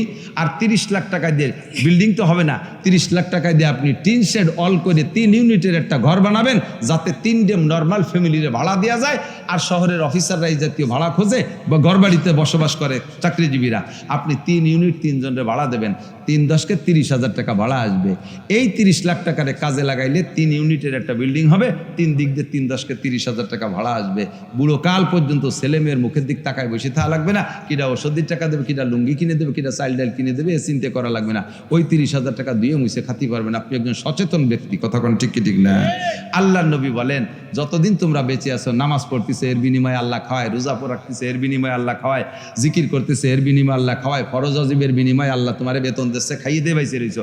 যখন মারা যাবা তখন নেক আমলে সব দরজা বন্ধ। ইজা মাতাল ইনসান ইনকাতা আনহু আমালুহু, চাকরি চাকরি থেকে রিটায়ার্ড হয়ে গেছো, মারা গেছো, তোমার সব আমলের দরজা বন্ধ, কিন্তু এরপরে যে তোমার লাগবে কিয়ামত পর্যন্ত নেকি লাগবে, টাকা লাগবে, এই টাকা পাবা কোন জায়গায়? হুজুর কয় 3 ইউনিটের একটা বিল্ডিং খুলে যাও, ইল্লা মিন সালাসা, 3টে দরজা তোমার খোলা থাকবে, ইল্লা মিন সাদাকাতিন জারিয়া, 1 নম্বরের সাদকা জারিয়া, আও ইলমিন ইনতাফাউ বিহি, দ্বীনি ইলম শিক্ষা দিয়ে রেখে যাও, তার থেকে হাজার হাজার ছাত্র তৈরি হবে, তারা পড়বে, তুমি কবরে বসে নেকি পাবা। আও ওয়ালাদিন সালিহিন ইয়াদউ লাহু, অথবা নেক সন্তান রেখে যাও, তারা তোমার জন্য দোয়া করবে, এই ইউনিট থেকে 10,000 টাকা আসতে তাহলে থাকবে, এই 3টে ইউনিট তোমার জন্য খুলে রেখে যাবা, তাহলে তুমি কবরে বসেও কিয়ামত পর্যন্ত নেকি পাইতে থাকবা। দোস্ত আজ আছি কাল নাই, জীবন ভরে যে যা কামাই করছেন যদি অডিট নেয়, অডিট করা হয়,